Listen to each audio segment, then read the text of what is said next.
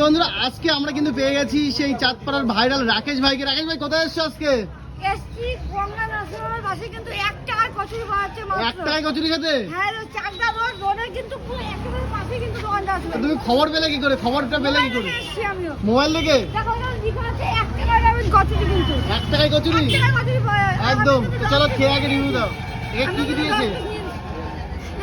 রাজুদার পরোটা কি হাড় বানিয়ে দেবে নাকি তুমি? একদম একদম। তো চলো খাওয়া যাক। মুখে কি ব্লাস্ট করছে?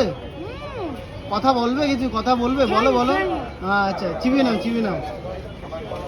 তো আজকে একদম আজকে কিন্তু রাকেশ ভাইকে নিয়ে এসেছি আমরা বনগাঁতে। আর বনগাঁয় কিন্তু 1 টাকায় কচুরি খাবে রাকেশ ভাই, এখন খেয়ে রিভিউ দিচ্ছে। টেস্ট কেমন? 1 টাকা হিসেবে ঠিক আছে? 1 টাকায় তো কিছুই হয় না এখন। দুর্দান্ত হয়েছে রাকেশ ভাই, 1 টাকায় তো এখন কিছুই হয় না। তুমি তো ব্যবসা করো, তো সেই হিসেবে 1 টাকায় কচুরি দিচ্ছে এখানে। তুমি যদি 10 টাকা থেকে 4 পিস 10 টাকা সেখানে দাঁড়িয়ে 2025 সালে 10 পিস কচুরি মাত্র 10 টাকা কিন্তু পাচ্ছে, ভাবা যায়। সেটা 100 বার। এখানে দেখা যাচ্ছে এটা তরকারি একটা দিয়েছে, তাই না? যাই হোক বন্ধুরা, প্রচুর রোদ দেখা যাচ্ছে। এই যে কিন্তু চাকদা রোড থেকে নিচে নেমে এই দাদার দোকান, এই দাদার দোকানে এসে কিন্তু তোমরা খেতে পারো। নতুন দোকান খুলেছে, সবে 2-3 দিন হলো। চলো, কটা নিয়েছে কটা তুমি? 10 পিস? প্রচুর টেস্ট, তাই না? নেওয়া যাচ্ছে না অনেকটা। হ্যাঁ, এখন কিন্তু পেলাম প্রচুর পরিমাণে ভিড়।